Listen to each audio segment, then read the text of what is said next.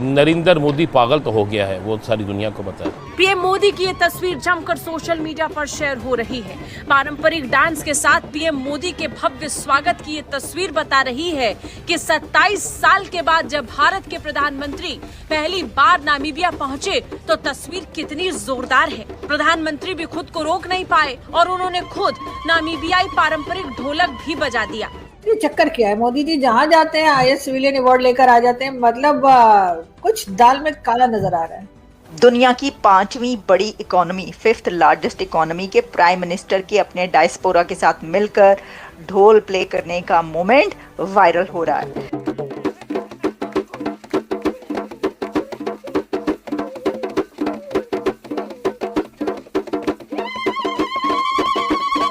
प्रधानमंत्री मोदी नामीबिया की विदेश यात्रा पर इस समय है, जहां पहुंचते ही उन्होंने धमाल मचा दिया है। तो फिर हम लोग उन्हें गुड क्यों ना के, वज़ीर-ए-आज़म की सीट पे जो बैठा होता है ना, जिसने दुनिया से मिलना होता है, ऐसे खड़ा होता है वो। मोदी जी की क्लास और है, वो पूरी दुनिया को लेके चलते हैं। आप समझिए नहीं मेरी बात को। हम लोग, आधी दुनिया हमसे नाराज है, आधी दुनिया हमारी दोस्त है।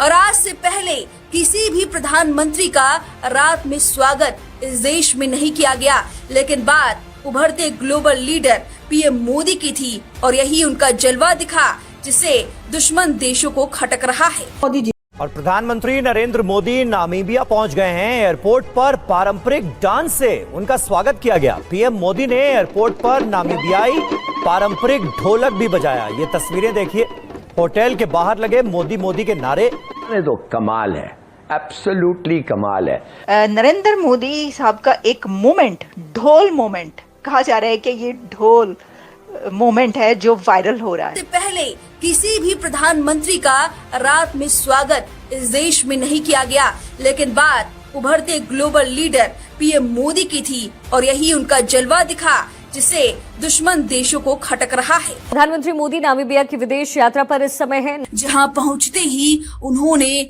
धमाल मचा दिया। ये बहुत बड़ा संदेश न सिर्फ उस दुश्मन देश को बल्कि पूरी दुनिया को है। बुलंद भारत की विहंगम तस्वीर जरा देख लीजिए। हमें भी मोदी जी चाहिए। 114 घोड़े और उस पर बैठे सैनिकों के साथ पीएम मोदी का सेरेमोनियल वेलकम हुआ। बहुत से आए वज़ीर-ए-आज़म इंडिया के बीच में, कोई मोदी जैसी क्लास कोई आई इंडिया के बीच में। मोदी जी को नहीं रुका गया तो हिंदुस्तान वर्ल्ड का सुपर पावर नंबर 1 बनेगा। कोई माइका लाल नहीं रोक सकता है। घोड़ों के दस्तों के साथ सैनिकों का ये पूरा दस्ता, इनकी मौजूदगी और प्रधानमंत्री के कार के साथ चलना एक प्रकार से उस सम्मान को दर्शाता है, जहाँ पे भव्य तरीके से प्रधानमंत्री का स्वागत किया जा रहा है। ब्राजील तो भारत के लिए बिछ गया भाई। जिस ब्राजील को कभी चीन अपने इशारे पर नचाता था, उस ब्राजील ने नरेंद्र मोदी के लिए रेड कारपेट बिछाया। नरेंद्र मोदी जो फिर ग्रेट पर्सन है ना अपने मुल्क के लिए, वो जो कर रहे हैं, कमी पीएम है जो करते हैं। दोस्तों, प्रधानमंत्री के स्वागत में रेड कारपेट बिछाया। प्रधानमंत्री के स्वागत में अच्छे अच्छे नेता और पॉलिटिशियंस आए। प्रधानमंत्री का ऐसा भव्य स्वागत देखकर पाकिस्तान की जल के राख हो गई। चाइना बोलने लगा कि हमने ब्राजील को अपने टुकड़ों पर पाला, लेकिन आज प्रधानमंत्री ने पूरा धुआं धुआं कर दिया। दोस्तों, ये प्रधानमंत्री की ताकत सामने दिखाई दे रही है, जिससे कि ट्रंप भी हैरान है। आइए हम बढ़ते हैं रिएक्शंस की तरफ, देखते हैं हमें और क्या क्या रिएक्शंस। एक मोमेंट, ढोल मोमेंट कहा जा रहा है कि ये ढोल मोमेंट है जो वायरल हो रहा है।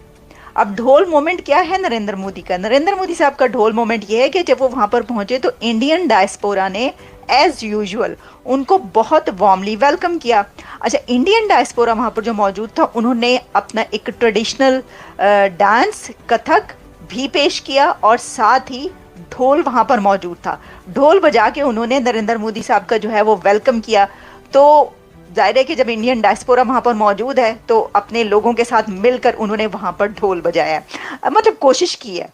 He was trying to play dhol और लोगों ने फिर उसकी बड़ी वीडियोस बनाई और इस वक्त मीडिया पर, सोशल मीडिया पर दुनिया की 5वीं बड़ी इकोनॉमी, 5th लार्जेस्ट इकोनॉमी के प्राइम मिनिस्टर के अपने डायस्पोरा के साथ मिलकर ढोल प्ले करने का मोमेंट वायरल हो रहा है। जी जब तक जिंदा हैं इन्हें सीट पे रहने दे, आपकी तकदीर बदल देंगे। इंडिया में हम सुनते होते थे वॉशरूम नहीं है, इंडिया में लोगों के पास खाने के लिए रोटी नहीं है, जमीनों पे सोते हैं, थड़ों के ऊपर लोग सोते हैं। आज वही इंडिया है कि वो उनके पास हमारे से अच्छी और सस्ती रोटी भी है, हमारे से ज़्यादा बिजली भी है और सस्ती बिजली है। अब आप देखिए ना कि दुनिया की सबसे महंगी बिजली हम लोग खरीदते हैं, दुनिया का सबसे महंगा आटा हम लोग खरीदते हैं, दुनिया की सबसे महंगी चीनी, मतलब ईच एंड एवरीथिंग हम लोग खरीदते हैं। तो फिर हम लोग उन्हें गुड क्यों ना कहें, उन्हें अप्रिशिएट क्यों ना करें कि जिन्होंने अपने लोगों को देखे, जो आम आदमी का फ़ायदा करेगा, हम तो उसकी बात करेंगे, जो आम सिविलियन को फ़ायदा देगा।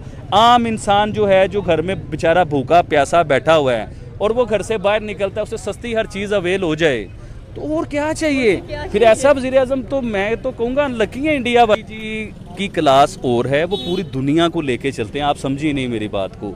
हम लोग, आधी दुनिया हमसे नाराज़ है, आधी दुनिया हमारी दोस्त है, और हमारे ज़्यादातर दोस्त वो होते हैं जिनसे हम लोग कर्जा लेते हैं।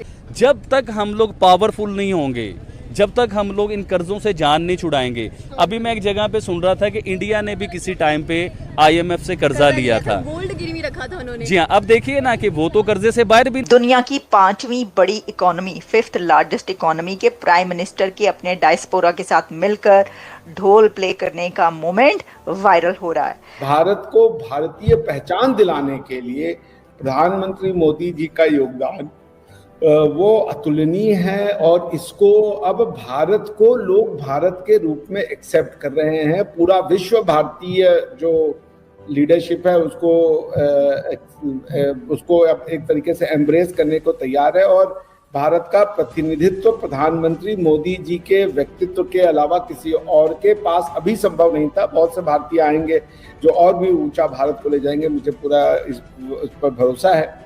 लेकिन आदू जी, प्रधानमंत्री मोदी जी ने भारत की जो आत्मा है उसको जगाने का काम किया है, भारतीयों में विश्वास लगाने का काम किया है। तो इसलिए ये जो एडवर्टीजमेंट है, बस ये सेंटेंस बहुत है, ये जो एडवर्टीजमेंट, क्षमा कीजिएगा, ये जो उनको हाईएस्ट सिविलियन अवार्ड दिया जाता है, वो कहीं जाते हैं तो संस्कृत मंत्रोच्चार होता है, वो कहीं जाते हैं तो उनको भारतीय परिधानों में, वेशभूषा में, भारतीय कल्चर में। मोदी जी को तो मैं हमेशा चाहूँगा कि अगर इंडिया और मज़ीद तरक्की करना चाहता है, इंडिया चाहता है चाइना को भी, इंडिया को हरदम कोसने वाला देश, जो कि पाकिस्तान हो, चाइना हो, या फिर बांग्लादेश हो, या फिर US हो, आज वो पाकिस्तान, बांग्लादेश, चीन सारे भारत के मुरीद होते हुए दिखाई दे रहे हैं।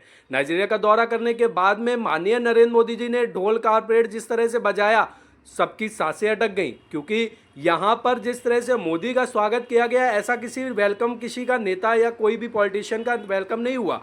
अब प्रधानमंत्री ने जो सर्वोच्च सम्मान भी पाया वहाँ का, वो सर्वोच्च सम्मान भी पाकिस्तान की सांसें अटक गई।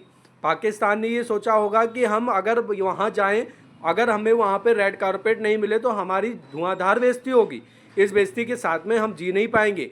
अब ये भारत का दौरा जो नाइजीरिया में माननीय नरेंद्र मोदी जी ने किया है, इस दौरे से काफ़ी सारी चीज़ें स्थगित होंगी। अब अगर देखा जाए, माननीय नरेंद्र मोदी जी का जो दौरा रहा वो काफ़ी लोकप्रिय और जनता रहा,